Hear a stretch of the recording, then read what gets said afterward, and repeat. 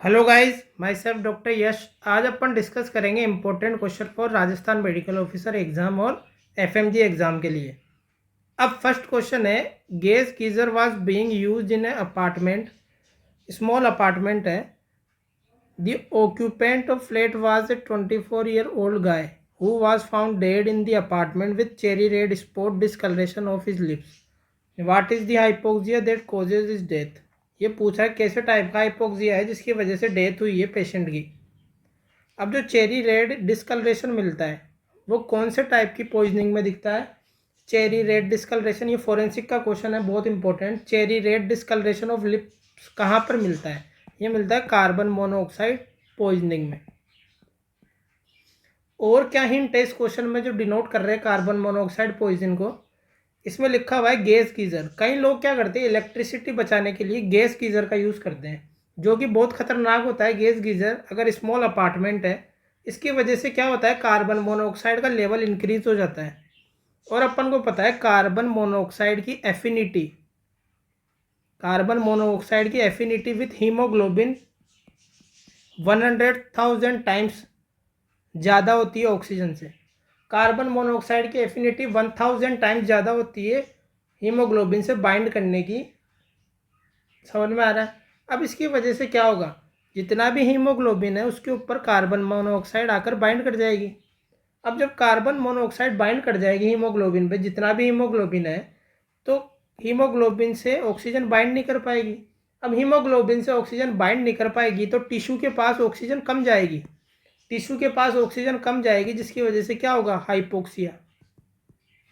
समझ में आ रहा है? टिश्यू के पास ऑक्सीजन कम जा रही है क्योंकि कार्बन मोनोऑक्साइड की एफिनिटी 100,000 टाइम ज़्यादा होती है हीमोग्लोबिन के साथ ऑक्सीजन के कंपैरिजन में। इसकी वजह से क्या होगा, हाइपोक्सिया हो जाएगा टिश्यू के पास। अब ये पूछ रहा है कौन से टाइप का हाइपोक्सिया होता है। अब ऑप्शन ए है हिस्टोटॉक्सिक हाइपोक्सिया, ये मिलता है साइनाइड पॉइजनिंग के अंदर, ये कार्बन मोनोऑक्साइड पॉइजनिंग में नहीं मिलता। अब ऑप्शन बी हो गया हाइपोक्सिक हाइपोक्सिया। कहाँ पर मिलता है, जहां पर लंग की डिजीज हो, कोई भी लंग की डिजीज हो, कोई भी लंग की पैथोलॉजी हो, जो अपने लंग्स के अंदर जो भी पैथोलॉजी होगी, जैसे निमोनिया किसकी वजह से, कोविड-19 की वजह से हो गया, बैक्टीरिया की वजह से हो गया। जब भी पेशेंट के लंग्स काम करना बंद करेंगे तो कैसे टाइप का हाइपोक्सिया होगा, वो होगा हाइपोक्सिक हाइपोक्सिया। समझ में आ रहा है? जैसे कोविड-19, बैक्टीरियल इन्फेक्शन हो जाए कोई लंग्स में, या लंग्स एप्सिस हो जाए, निमोनिया हो जाए, ARDS हो जाए, ये जितने भी टाइप की डिजीज़ है ये लंग्स को अफेक्ट कर रहे हैं। जो भी लंग्स को अफेक्ट करेगा उसमें हाइपोक्सिक हाइपोक्सिया होगा, क्योंकि लंग्स का काम बंद हो गया, क्योंकि लंग्स में क्या हो गई, बीमारी हो गई। और लंग्स का काम क्या होता है, ऑक्सीजन डिलीवर करना ब्लड के अंदर और कार्बन डाइऑक्साइड को बाहर निकालना। जब लंग्स काम करना बंद कर देंगे तो ऑक्सीजन डिलीवर नहीं होगी पल्मोनरी आर्टरी के अंदर। जब पल्मोनरी आर्टरी में ऑक्सीजन डिलीवर ही नहीं होगी तो ऑक्सीजन का लेवल डिक्रीज हो जाएगा। तो इसमें क्या होगा, हाइपोक्सिक हाइपोक्सिया। ऑक्सीजन की डिलीवरी नहीं हो रही पल्मोनरी आर्टरी के पास लंग्स के थ्रू। फिर आता है ऑप्शन सी, एनेमिक हाइपोक्सिया। यही आंसर होगा इस क्वेश्चन का, ऑप्शन सी एनेमिक हाइपोक्सिया। इसका आंसर एनेमिक हाइपोक्सिया क्यों है, क्योंकि क्योंकि एनेमिक हाइपोक्सिया क्यों है, क्योंकि हीमोग्लोबिन कार्बन मोनोऑक्साइड के साथ बाइंड कर रहा है। जितना भी हीमोग्लोबिन है वो कार्बन मोनोऑक्साइड के साथ बाइंड कर रहा है। अब कार्बन मोनोऑक्साइड हीमोग्लोबिन से बाइंड कर जाएगा तो ऑक्सीजन बाइंड नहीं कर पाएगी हीमोग्लोबिन से, तो हीमोग्लोबिन की कंसंट्रेशन डिक्रीज हो गई जो ऑक्सीजन के साथ बाइंड कर रही है। हीमोग्लोबिन की कंसंट्रेशन डिक्रीज हो गई जो ऑक्सीजन के साथ बाइंड कर रही है, तो कम हीमोग्लोबिन ऑक्सीजन के साथ बाइंड करेगा। हीमोग्लोबिन की क्वांटिटी डिक्रीज हो गई जो ऑक्सीजन के साथ बाइंड कर रहा है, तो हीमोग्लोबिन का लेवल एक तरीके से फंक्शनली डिक्रीज हो गया। फंक्शनल हीमोग्लोबिन डिक्रीज हो गया क्योंकि हीमोग्लोबिन का फंक्शन क्या होता है, ऑक्सीजन का ट्रांसपोर्ट करना टिश्यू के पास। लेकिन सारा हीमोग्लोबिन कार्बन मोनोऑक्साइड के साथ बाइंड कर गया, अब हीमोग्लोबिन अपना काम ही नहीं कर पाएगा। तो इस टाइप के हाइपोक्सिया को क्या बोलते हैं, एनीमिक हाइपोक्सिया। और ये और कहाँ पर मिलता है, ये मिलता है एक और कंडीशन में, मिथ हीमोग्लोबिनीमिया। मिथ हीमोग्लोबिनीमिया में भी मिलता है एनीमिक हाइपोक्सिया। इसके अंदर क्या होता है, Fe2+ Fe3+ में कन्वर्ट हो जाता है। हीमोग्लोबिन के अंदर जो आयरन होता है वो Fe2 से Fe3 में कन्वर्ट हो जाता है। और Fe2 कितने ऑक्सीजन को बाइंड करता है, 4 ऑक्सीजन को बाइंड करता है। और Fe3 कितने ऑक्सीजन को बाइंड करेगा, ओनली 3 ऑक्सीजन को। तो ऑक्सीजन की कंसंट्रेशन डिक्रीज हो गई हीमोग्लोबिन के अंदर, तो इसकी वजह से क्या होगा, एनीमिक हाइपोक्सिया। और मिथ हीमोग्लोबिनीमिया कहाँ पर मिलता है, नाइट्रेट्स के एक्सपोजर पे। जब नाइट्रेट्स का एक्सपोजर होता है उस कंडीशन में क्या मिलता है, मिथ हीमोग्लोबिनीमिया। समझ में आ रहा है। तो एनीमिक हाइपोक्सिया कहाँ कहाँ मिल रहा है, एक तो कार्बन मोनोऑक्साइड पॉइजनिंग में, एक मिथ हीमोग्लोबिनीमिया में। समझ में आ रहा है। और स्टेगनेंट हाइपोक्सिया कहाँ मिलता है, ये मिलता है शोक में। जितने भी शोक होते हैं उसके अंदर स्टेगनेंट हाइपोक्सिया मिलता है, जैसे कि हाइपोवोल्यूमिक शोक हो गया। हाइपोवोल्यूमिक शोक में क्या होगा, ब्लड की कंसंट्रेशन डिक्रीज हो जाएगी। ब्लड की कंसंट्रेशन डिक्रीज होगी, ब्लड के अंदर हीमोग्लोबिन भी कम हो जाएगा। तो हीमोग्लोबिन कम होगा तो ऑक्सीजन भी कम जाएगी टिश्यू के पास। तो स्टेगनेंट हाइपोक्सिया मिलता है शोक वाली कंडीशन में। एनीमिक हाइपोक्सिया मिलता है कार्बन मोनोऑक्साइड पॉइजनिंग के अंदर। और हिस्टोटॉक्सिक हाइपोक्सिया मिलता है साइनाइड पॉइजनिंग में। हाइपोक्सिक हाइपोक्सिया मिलता है जब कोई लंग्स की पैथोलॉजी हो। अब कार्बन मोनोऑक्साइड पॉइजनिंग का ट्रीटमेंट क्या होता है, इसका ट्रीटमेंट होता है हाइपरबेरिक ऑक्सीजन। क्या होता है, हाइपरबेरिक ऑक्सीजन। और मिथ हीमोग्लोबिनीमिया का ट्रीटमेंट क्या होता है, मिथाइलिन ब्लू। क्या होता है, मिथाइलिन ब्लू आईवी। तो ये 2-3 चीज़ें मैंने डिस्कस करी हैं। मिथाइलिन ब्लू आईवी ट्रीटमेंट होता है मिथ हीमोग्लोबिनीमिया का। कार्बन मोनोऑक्साइड पॉइजनिंग का ट्रीटमेंट होता है हाइपरबेरिक ऑक्सीजन। हिस्टोटॉक्सिक हाइपोक्सिया कहाँ मिलता है, साइनाइड पॉइजनिंग के अंदर। और हाइपोक्सिक हाइपोक्सिया कहाँ मिलेगा, जब लंग्स की पैथोलॉजी होगी, जैसे निमोनिया, ARDS, लंग एप्सिस, या कोई लंग्स का ट्यूमर है जिसकी वजह से लंग्स खराब हो गए। समझ में आ रहा है। अब नेक्स्ट क्वेश्चन डिस्कस करते हैं। हम देखेंगे सेकंड क्वेश्चन। सेकंड क्वेश्चन के अंदर क्या पूछ रहा है, which of the following is not the major criteria to diagnosis of acute rheumatic fever. अब मेजर क्राइटेरिया क्या क्या होते हैं एक्यूट रूमेटिक फीवर के, वो अपन दोबारा याद करेंगे, उसको याद करेंगे अपन। ये याद होना चाहिए, कई लोगों को याद ही नहीं है। सबसे पहले आएगा कार्डाइटिस, फिर आएगा पोली अर्थराइटिस, और कैसा अर्थराइटिस, माइग्रेटरी पोली अर्थराइटिस। माइग्रेटरी से क्या मतलब है, पहले नी जॉइंट इन्वॉल्व हो रही है जैसे, फिर उसके साथ ऊपर की तरफ चलता जाएगा, फिर ऊपर वाले जॉइंट इन्वॉल्व होंगे। पहले नी जॉइंट इन्वॉल्व होएगी, फिर हिप जॉइंट, फिर ऊपर वाले जॉइंट इन्वॉल्व होंगे। तो धीरे धीरे माइग्रेशन हो रहा है किसका, अर्थराइटिस का। पहले नीचे वाले जॉइंट इन्वॉल्व होंगे, फिर ऊपर की तरफ जाएगा, माइग्रेटरी पोली अर्थराइटिस। फिर होगा क्या, सिंडनमैन्स कोरिया। फिर होगा इरिथेमा मार्जिनेटम। फिर होगा सबक्यूटेनियस नोड्यूल्स। तो क्या क्या है मेजर क्राइटेरिया में, सबक्यूटेनियस नोड्यूल है, एरिथेमा मार्जिनेटम है, कार्डाइटिस है, सिंडनमैन्स कोरिया है, पोली अर्थराइटिस है, माइग्रेटरी पोली अर्थराइटिस। समझ में आ रहा है। तो ये सब फाइंडिंग है मेजर क्राइटेरिया की। अब इसको याद करने की एक ट्रिक भी है, उस ट्रिक से भी याद कर सकते हैं। कैसे याद करेंगे, ट्रिक क्या है, केसेस। कैसे, केसेस, केसेस। सी से हो गया कार्डाइटिस, ए से हो गया अर्थराइटिस, कैसी अर्थराइटिस है, पोली अर्थराइटिस, माइग्रेटरी पोली अर्थराइटिस। एस से हो गया सिंडनमैन्स कोरिया, ई से हो गया इरिथेमा मार्जिनेटम, एस से हो गया सबक्यूटेनियस नोड्यूल। तो मैंने ट्रिक भी बता दी याद करने की, याद होनी चाहिए ये मेजर क्राइटेरिया। ये कई बार आता है क्वेश्चन, 2-3 बार आ गया राजस्थान मेडिकल ऑफिसर एग्जाम में। तो केसेस से हो गया कार्डाइटिस, ए से हो गया अर्थराइटिस पोली अर्थराइटिस, एस से हो गया सिंडनमैन्स कोरिया, ई से हो गया इरिथेमा मार्जिनेटम, एस से हो गया सबक्यूटेनियस नोड्यूल। अब अपन ऑप्शंस देखते हैं कौन सा क्राइटेरिया नहीं है मेजर क्राइटेरिया में, ये पूछ रहा है ये। तो ऑप्शन ए है इरिथेमा नोडुसम। तो मैंने क्या बताया था, इरिथेमा मार्जिनेटम ना कि नोडुसम। तो आंसर क्या होगा, ऑप्शन ए। सिंडनमैन्स कोरिया इंक्लूडेड है, कार्डाइटिस भी इंक्लूडेड है, और अर्थराइटिस भी इंक्लूडेड है। समझ में आ रहा है। इरिथेमा नोडुसम अलग फाइंडिंग है और इरिथेमा मार्जिनेटम अलग फाइंडिंग है, दोनों अलग अलग फाइंडिंग है। इरिथेमा नोडुसम ऑटो इम्यून डिसऑर्डर में दिखता है। इन दोनों में डिफरेंस क्या होता है, जो इरिथेमा मार्जिनेटम है उसमें केवल मार्जिन्स का इन्वॉल्वमेंट होता है। जो इरिथेमा मार्जिनेटम है वो ऐसा लीजन है जिसमें केवल मार्जिन्स का इन्वॉल्वमेंट होगा, जो बाहर का हिस्सा है जो मार्जिन्स है उसका इन्वॉल्वमेंट होता है, रेडनेस केवल मार्जिन्स पे प्रेजेंट होती है। और जो सेंट्रल एरिया है लीजन का, जो सेंट्रल एरिया है उसकी स्पेयरिंग होती है। सेंटर के अंदर कुछ भी रेडनेस प्रेजेंट नहीं होती, इसकी कोई इन्वॉल्वमेंट नहीं होती सेंट्रल एरिया की, केवल मार्जिन्स की इन्वॉल्वमेंट होती है, मार्जिन्स पे रेडनेस प्रेजेंट होती है। लेकिन इरिथेमा नोडुसम में क्या होता है, ये तो इन्फ्लामेटरी नोड्यूल्स है जो कि रेडनेस एरिया है, जो जिसके अंदर सेंट्रल स्पेयरिंग नहीं होती, वो पूरा इन्वॉल्वमेंट होता है, पूरा लीजन इन्वॉल्व होता है इसमें। ये ऑटोइम्यून डिजीज में मिलता है और ये इरिथेमा मार्जिनेटम रूमेटिक फीवर में मिलता है, दोनों अलग अलग चीज़ें। तो कंफ्यूज करने के लिए उसने इरिथेमा नोडुसम दे दिया।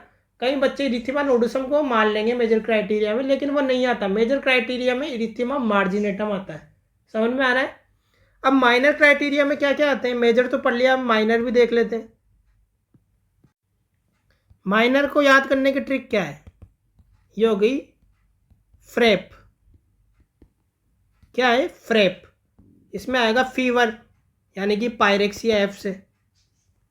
इसमें टेम्परेचर कितना होगा? More than 38 degree Celsius. R से हो गया रेज्ड ईएसआर और सीआरपी। ईएसआर कितना रेज होगा? 30 mm/h से ज़्यादा होना चाहिए। और सीआरपी कितना होना चाहिए? सीआरपी होना चाहिए मोर देन 3 mg/dL से ज़्यादा। ए से क्या हो गया? अर्थ्रेल्जिया। क्या हो गया? Arthralgia. Pain in joint. Pain in joint. Arthritis अलग है और अर्थ्रेल्जिया अलग है। Arthritis inflammation of joint with pain. Inflammation of joint with pain है अर्थराइटिस। अर्थ्रेल्जिया का मतलब है केवल पेन, इसमें इन्फ्लामेशन नहीं है जॉइंट की, केवल पेन प्रेजेंट है, पेन इन जॉइंट। और अर्थराइटिस क्या है? Pain in joint plus inflammation of joint. Pain भी प्रेजेंट है और इन्फ्लामेशन भी प्रेजेंट है अर्थराइटिस में। ऐसे हो गया अर्थ्रेल्जिया। पी से क्या हो गया? Prolonged PR interval on ECG. फिर एक और पी से क्या हो गया? Previous rheumatic fever. समझ में आ गया? तो फ्रेप से करेंगे फीवर, आर से रेज ईएसआर सीआरपी, ए से हो गया arthralgia, ESR more than 30 mm/h, CRP more than 3 mg/dL, P से प्रोलॉन्ग्ड ये पीआर इंटरवल, और एक और पी से हो गया प्रीवियस रूमेटिक फीवर की हिस्ट्री। तो मेजर भी पढ़ लिया और माइनर भी पढ़ लिया, ट्रिक भी याद कर ली, इरिथेमा मार्जिनेटम और इरिथेमा नोडुसम में डिफरेंस भी देख लिया। तो ये सब चीज़ें पढ़ ली अपन ने, ये याद होना चाहिए। ट्रिक भी बता दी मैंने, ये हमेशा आता है और ये इस साल भी आएगा ये क्वेश्चन, रूमेटिक फीवर का देख लेना। अब अपन थर्ड क्वेश्चन देखते हैं। देखेंगे third question. A child presented with dyspnoea, failure to thrive and swelling of both limbs at 6 weeks of life. On auscultation, you are unable to hear any heart sounds but can hear a loud pan-systolic murmur. You could also hear bilateral clefts on chest X-ray.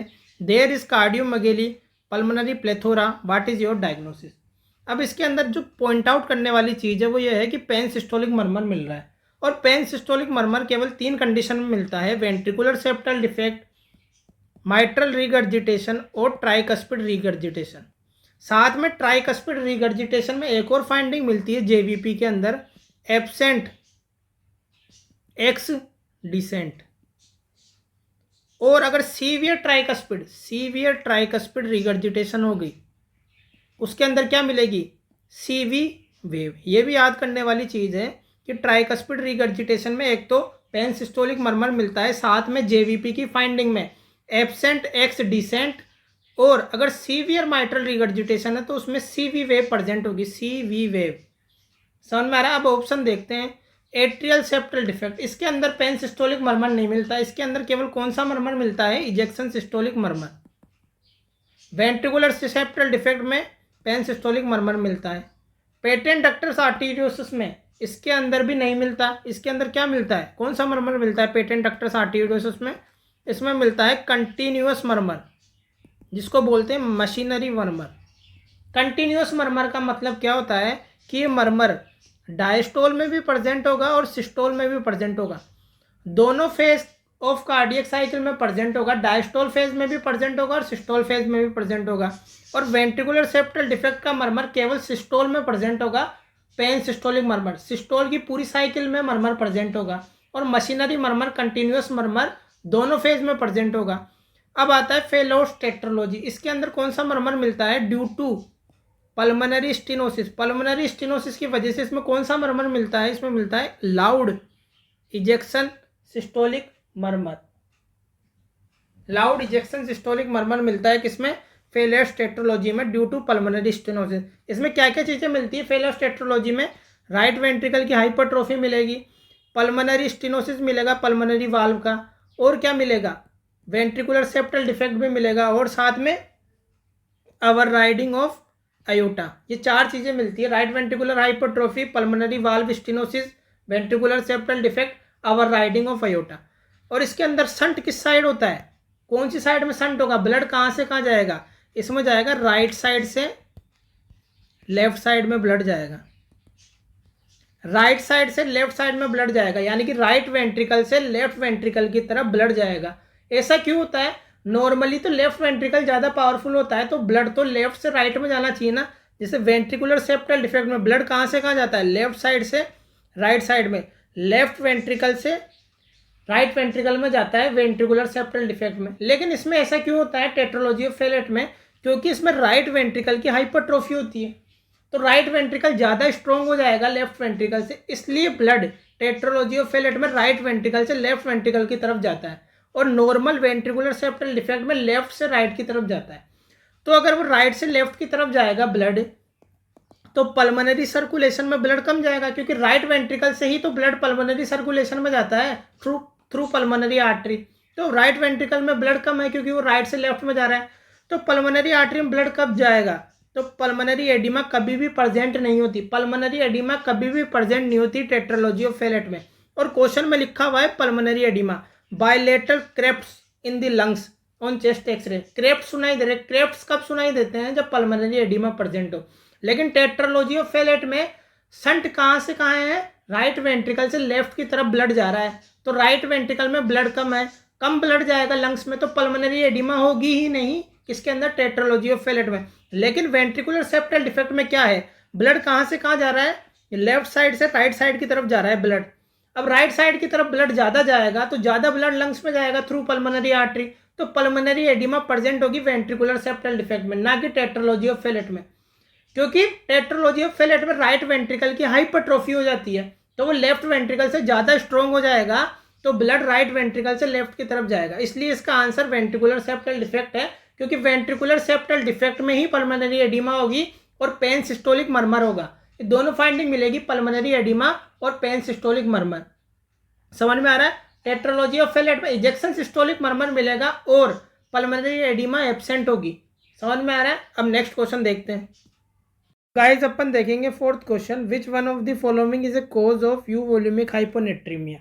अब you volaemic hyponatraemia होता क्या है, you volaemic hyponatraemia का मतलब होता है total body water increase हो गया but total body salt normal है।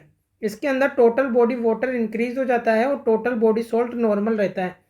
तो जब वाटर का अमाउंट ज़्यादा हो जाएगा तो इसकी वजह से क्या हो जाएगा,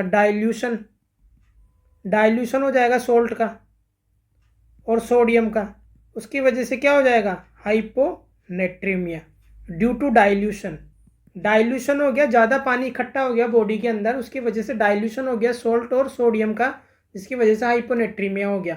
अब टोटल बॉडी वाटर कब ज़्यादा इंक्रीज होगा, जब एंटी डायूरेटिक हार्मोन का लेवल इंक्रीज हो जाएगा। और एंटी डायूरेटिक हार्मोन ADH क्या काम करता है, ये एक्सेस वाटर का रीअब्जॉर्प्शन करता है। ADH का काम क्या होता है, वाटर को रीअब्जॉर्ब करना।